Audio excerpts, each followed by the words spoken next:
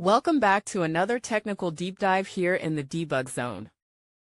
Today we're tackling a big question and breaking it down with insights from other users. Hopefully this clears up some misconceptions and helps you get the answer you need. So buckle up, stay a little curious, and let's jump right in.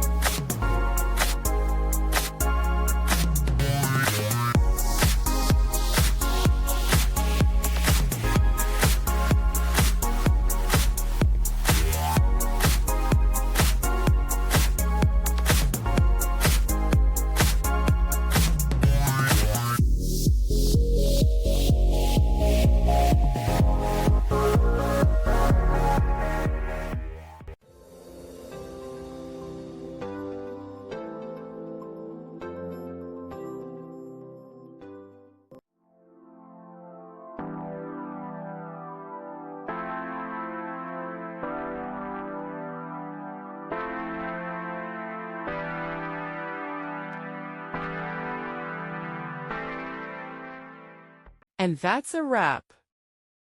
I hope you found the answer you were looking for. If you did, take a second to hit that subscribe button. It really helps out. And let me know in the comments which solution worked best for you. See you next time in the Debug Zone.